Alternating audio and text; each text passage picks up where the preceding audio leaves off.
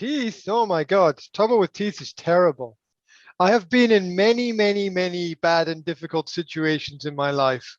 One of the worst is toothache, is pain with your teeth, problems with Yes, your teeth yes, is really, I mean, I've been in hospital for different problems and I've injured myself and but toothache is like yes. it's hell because it just doesn't go away and it affects everything that you do and oh my God, I've spent 2 3 days lying in my bed with toothache and pain.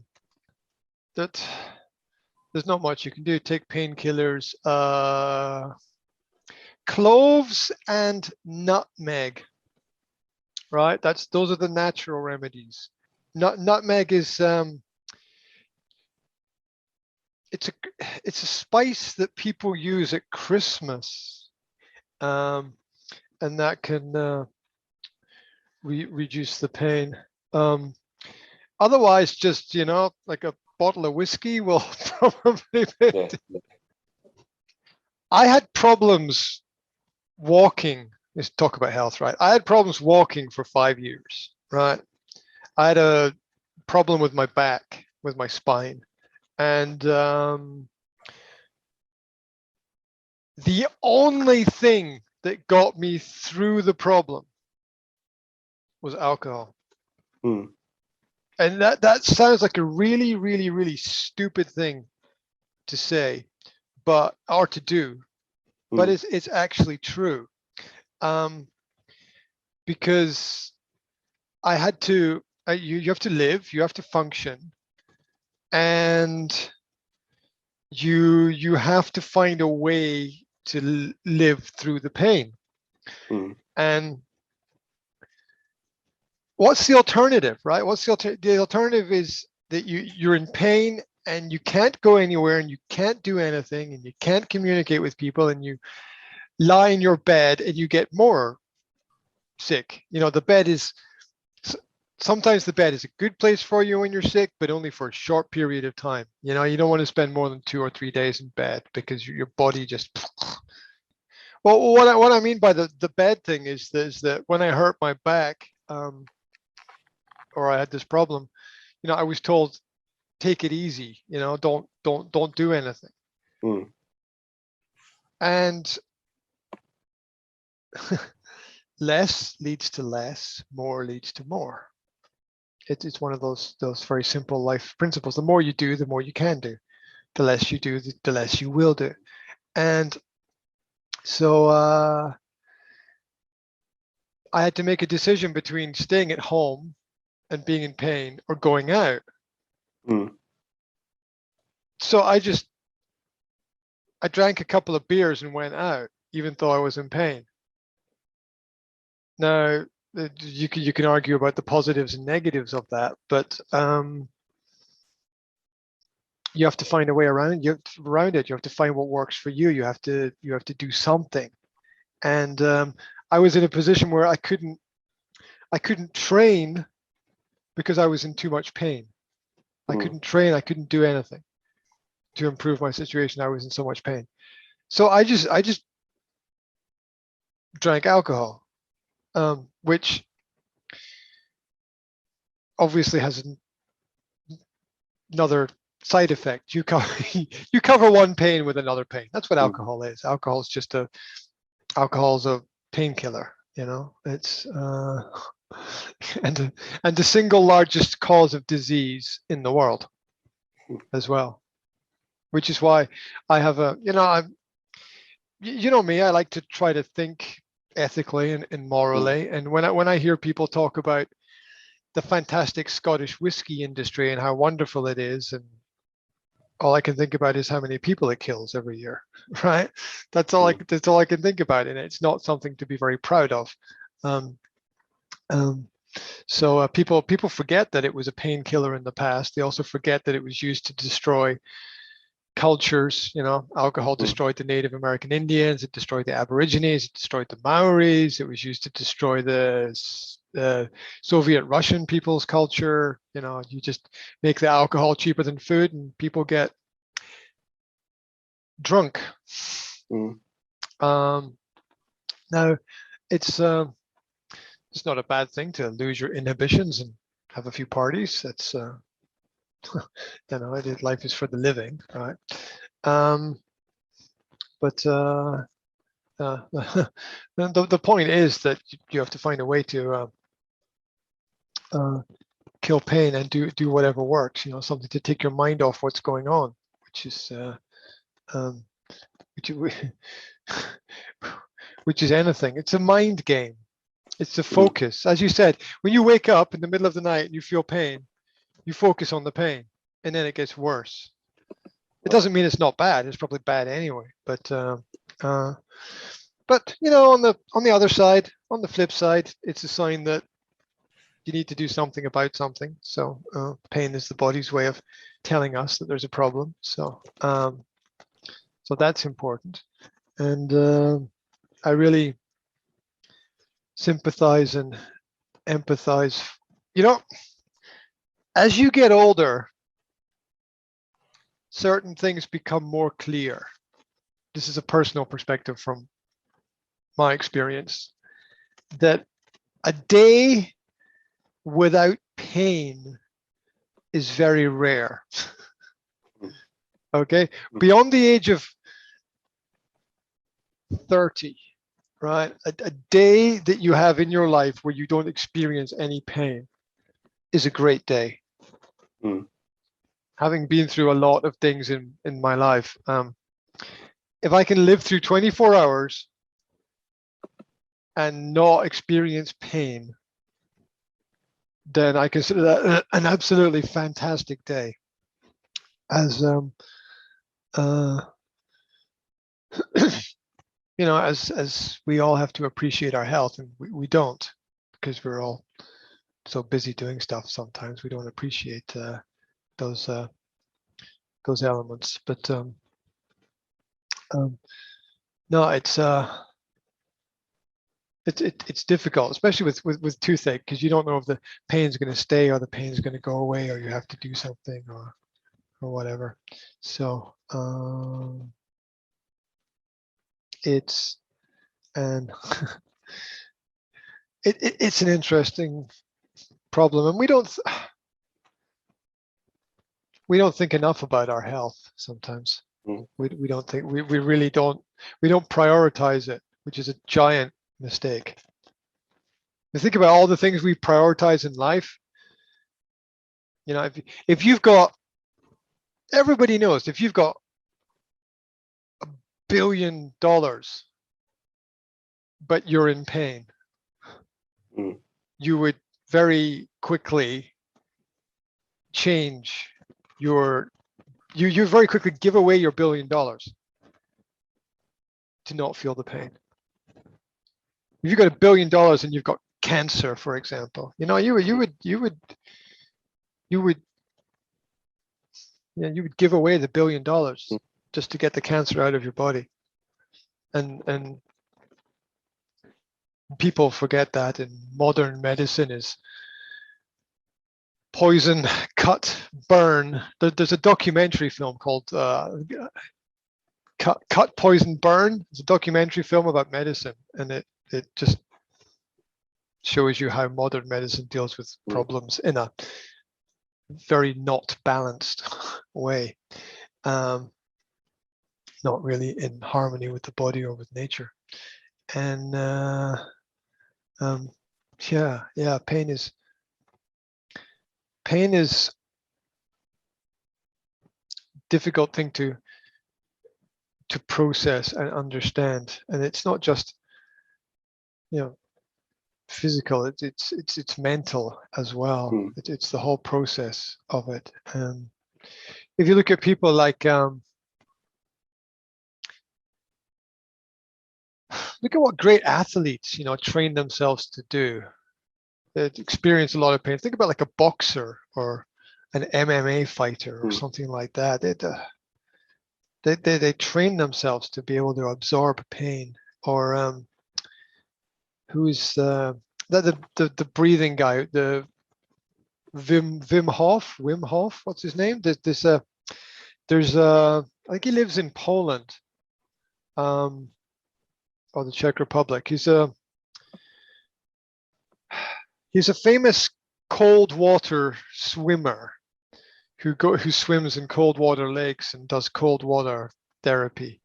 And I think he lives in Poland, and people travel from all over the world to visit his clinics and spend time with him. And he, it's what this Slovak people know already, that like swimming in cold water can be relatively healthy for you, and he teaches that. But it's also pain endurance as well.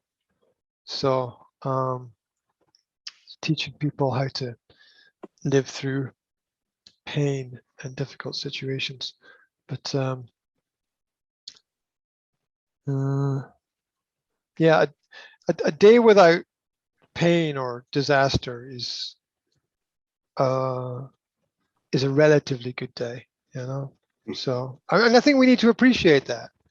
We really need to appreciate that. As a person with, like, we've all got health problems, because health is a problem for everybody. It links us all together. Yeah,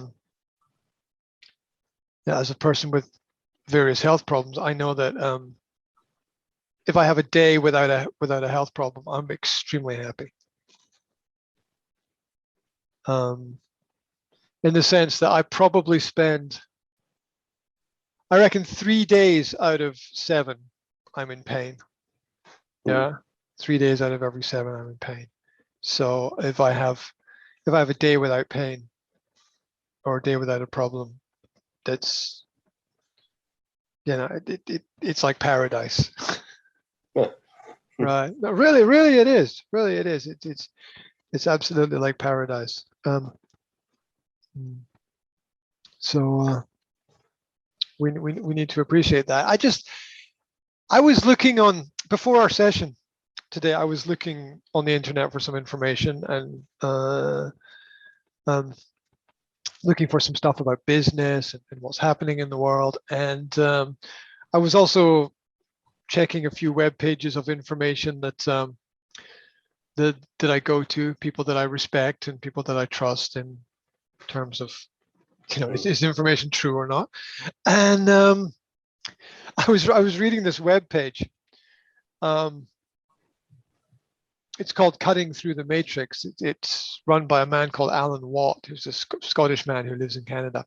Anyway, I was reading the page, and I read on the page, since Alan's death, I read this about like 15 minutes ago. I'm like, what? He's dead?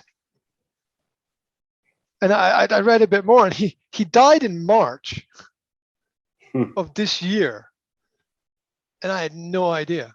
And this is like one of my, like, top 10 people for the, like, he's nice ideas and nice person, and was able to take news articles and talk about the news and talk about politics and society and everything. And he died in March, and I had no idea.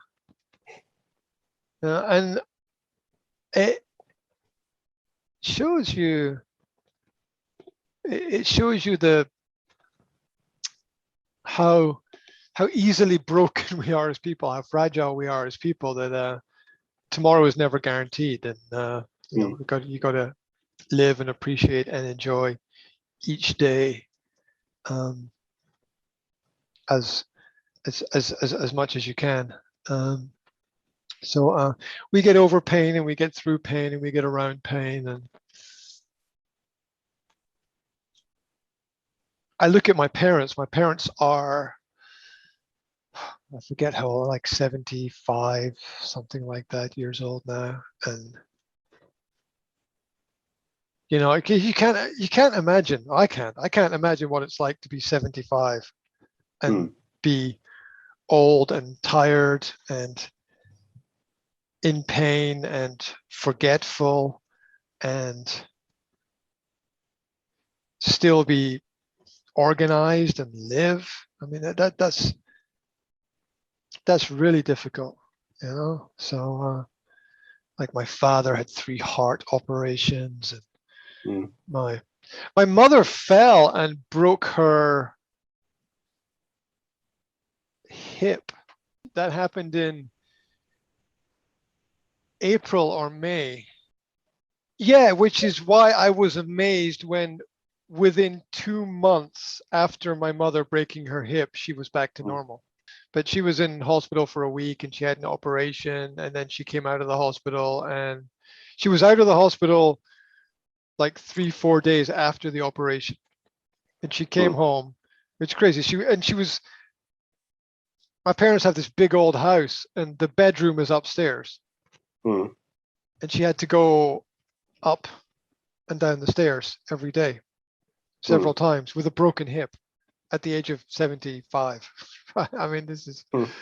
this is crazy. But um, she kept very active, and she started with 2 walking sticks, Mm. and then she had 1 walking stick, and then after 2 months she didn't have any walking stick at all. So she completely recovered in 2 months, which I would say is almost impossible, because a lot of people at her age, when they have that problem, that's over. They die, right? I mean, they break their hip and then they can't move, and because they can't move, they don't Mm. move, and the body stops and they die. It's the end. So I was amazed that she was able to do the things that she was able to do. It's quite incredible. So Mm. and she was you know, I was talking with her about pain, and she said when it happened, she said it was the worst pain in her life. Mm. And it's like, you know, when you get to 75, you've had a lot of pain. All right. By the time you get to 75, you've had a lot of pain. And she said it was the worst pain she'd ever had in her life. And it's like, we have this to look forward to. Yes. As the body goes, right, you know, eventually. So yeah, we don't know what's going to happen with our health, but we need to take as much good care of it as possible. And health is wealth, right? I mean, let's look at it honestly. Health is wealth, and for a lot of different reasons. um, and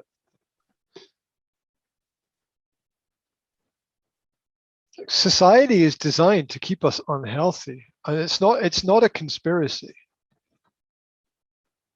That so much food has sugar in it, right? And sugar is pretty dangerous when it's in large amounts or when it's hidden and you're not aware of it. Most processed foods are very unhealthy, containing bits and pieces of things that nobody knows what they are, and odd preservatives. And like this, for the logical thinking person, it's clear and it's obvious, right? I read okay, there are different kinds of oils that you can get, right? And I'm talking about the kind of oils that people cook with or appear in food or people use on their hands or whatever, right? And one of them is called palm oil. It's called palm oil. Palm, P-A-L-M. Yeah. Palm, yes. Palm oil. All right. Palm oil causes cancer. Most foods have palm oil in it as a substitute. Causes cancer. I read 3 articles last week, posted them on my Facebook as well. 3 articles about palm oil causing cancer in the body. And they know that it causes cancer. The companies know that it causes cancer, and they put it in the food. Talcum powder for babies. Johnson & Johnson's baby powder was known by Johnson & Johnson to cause cancer in babies. They knew it, but they still produced it as a powder for babies. It was so toxic that it caused cancer in children. And they still sold it. They knew it caused cancer. This came out in court. This came out in court like 2-3 years ago. Mm. Yeah, and Johnson & Johnson had to pay billions. Yeah. But they knew it caused cancer. Johnson & Johnson's baby powder causes cancer. Fact. Proven in hundreds of scientific studies. Hundreds. And they still sold it because they made a profit on it. They didn't care. There are so many things that are toxic in our environment that we need to be aware of. And the things that we're not aware of. Wi-Fi, right? Yeah. I have a friend, and I've got bad habits, like everybody's got bad habits, right? You know, I sometimes don't brush my teeth, or you know, got a lot of bad habits. We've all got bad habits. You see behind me over there is my Wi-Fi, my internet, right? On the table. Yeah, it's a little stool. It's a router, yes. Yeah, it's just the router, right? And the router is next to my bed. Okay. If you read about it, it's like the one place you shouldn't have your router is next to your bed. Mm-hmm. Yeah. Because of the toxicity of the signal and frequency there. And I have a friend who cannot be in a room that has a Wi-Fi router. He can't be in the room because this is kind of weird, but I have to believe my friend because he's being honest, I think, that he can hear it in his head. He said if there's a Wi-Fi router, he can actually hear in his head if he's in the same room. Yeah. And he said that most people don't, but some people do. And it is so, it's so bad, and it's very difficult for him to go anywhere. Because you imagine how many Wi-Fi routers there are, and the kinds of problems. And he said that yes, he can only go in certain places because he gets a headache if he goes anywhere else. It's really crazy. And you know, it's at a frequency we don't hear, so it just functions like radiation, basically, right? I mean, you can't see it, but it's there all the time. You should turn off your router at night. Like when you go to bed, you should turn off the router, and what it does is it dials down the ambient noise and the frequencies that are around about. The trouble is that your neighbors have got it as well. So that there's you turn yours off, but your neighbors is still on, so you're still affected by it. And the technology is gradually ever more powerful. 3G, 4G, 5G, 6G in terms of the environment. So we have to be careful with it as well. A lot of the diseases and sicknesses and illnesses that we have in life are very, very simply related to our work. Our work is one of the largest parts of our life. It's one of the biggest habits that we have. And most people, when they get sick or ill, it is something connected with the work that they do that makes them ill. Whether it's the fact that they have to sit in an office all day and not move, and their body gets sick from that, or whether it's they work in a factory and they're breathing something in the air within the factory, or maybe even they work in a big office and the air conditioning is not completely functioning properly, or it is functioning properly and making people sick, which happens as well. I mean, there's so many different problems that we can have, and usually it's our work that kills us. Yep. It's something related to that big habit, or even stress, right? Stress, that's the result of pressure and the ability to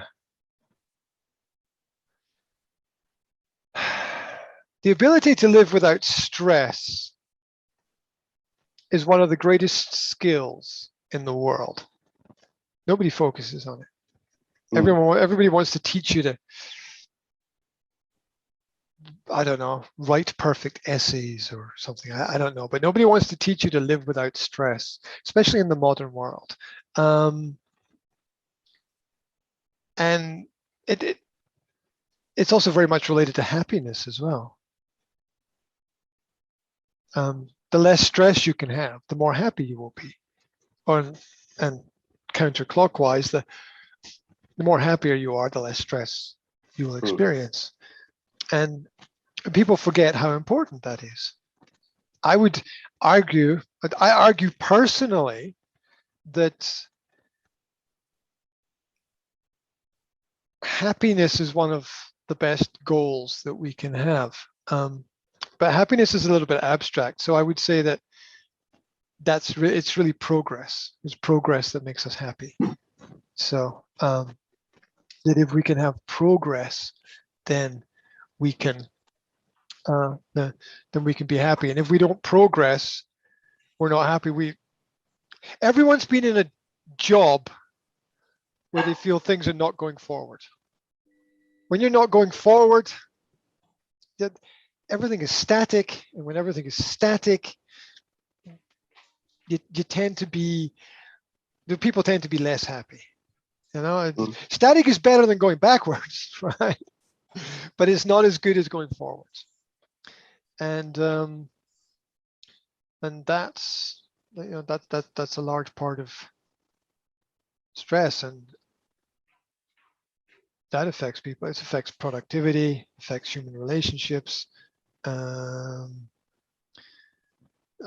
would argue that it's extremely important for any business or company that its employees are happy. What is the point? What's the point of having 100 employees in your company if those 100 employees are unhappy? What's the point? The CEO and founder of the company Spanx, SPANX, they're a company that make clothing for women specifically. She just earlier this year gave her employees all £10,000 extra, or $10,000. She gave every single employee in her company $10,000 bonus to help them through a very difficult time, and to thank the employees for helping the company, and naturally making an investment in the future. And who doesn't want an extra £10,000 to help them pay the bills and the memberships to sports clubs and little holidays, and I don't know, whatever it is that people want to spend that money on. They'll spend it very quickly in the modern world, but that doesn't, or they could save it, but that's pointless putting money in a bank because it doesn't go anywhere, really. And that generated a large amount of happiness. I'm not saying, I'm not saying giving money to people is the best way to make them happy, but giving people opportunity is probably the best way to make them happy. And then you compare that to the other large companies. There are hundreds of thousands of companies larger than her company who don't give anything extra to their employees. Nothing. Oh, they get little benefits here and there, but it doesn't really amount to much. And if you look at the rising cost of rents, the rising cost of fuel bills, the rising cost of transportation, the rising cost of food, the rising cost of production and clothes and transportation, we are all making less money than we did 2 years ago because everything is more expensive. Mm. Wages for the average person have not risen in terms of the costs. They haven't. We're all, in general, poorer than we were 2-3 years ago.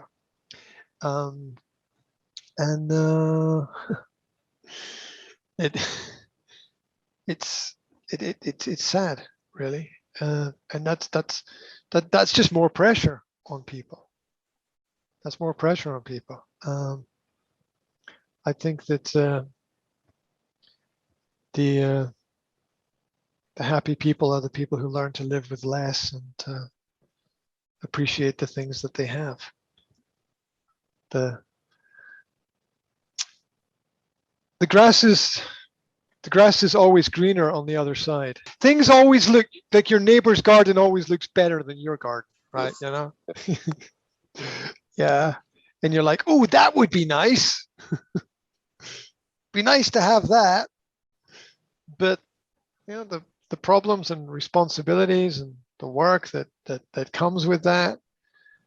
It's I once read an interview with a family that lived in a castle, and it's kind of a romantic idea, and you know everybody wants to live in a castle because it's a castle, right? Castles are cool, they're big and suggest some kind of power and authority, and success. But this family said you don't ever want to live in a castle because said they're big and they're dark and they're cold and they're expensive and there's always a problem. And you just spend the whole time fixing things.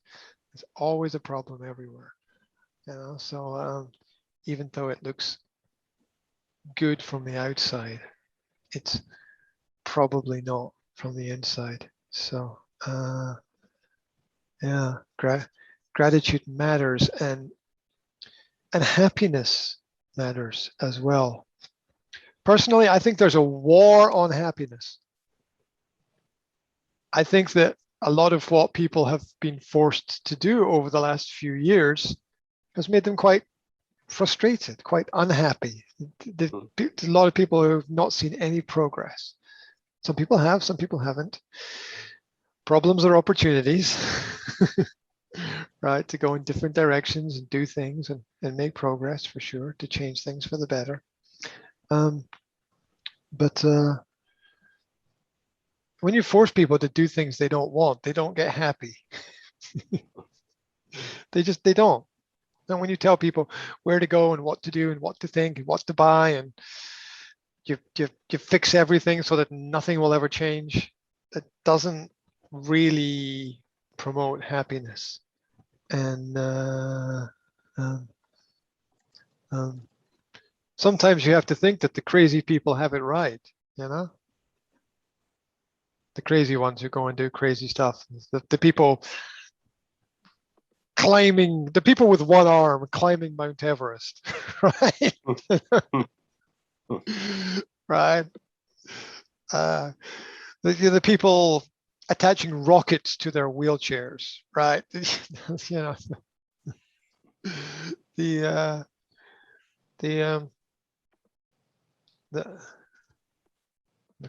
crazy people have it right to a certain extent. There was an article I read years ago about a happiness index, and the happiest people were the people who were crazy. They were the people doing. It's kind of interesting as well because there's a contradiction that doing what you want to do doesn't always make you happy. Seen a lot of people doing what they want to do and not getting anywhere with it, really. You have to be has to be done in the right way. It's not an automatic thing, but it's important, I think, to focus on that. If I had a company right now, had companies in the past, but don't really have one now. If I had a company and my employees told me they were not happy, I would feel really bad. I would feel really bad about that. I would feel like I did something wrong. If my employees said, well, we're not happy about this, or we don't like that, I would feel like I did something really wrong. Because I would feel terrible thinking that people were getting up in the morning and going to work for me and not being energized, or having to go home at the end of the day and go blah blah blah blah blah to their partner about all the shit that they had to deal with. I would feel really bad about that. It doesn't make me feel good at all. So it's interesting. I think that we're sort of told that, oh no, you can't really be happy, which is ridiculous. It's ridiculously stupid. Yeah. Because if you can't feel good, there's no point. What kind of future is it for kids, right? What kind of future is it for children if they're looking at two parents who are unhappy? There's no future. It's no future. It's no future for them, because they internalized future is unhappiness then. So that's not a good thing. So welcome to the world. That's the stuff that's on my head, in my head right now.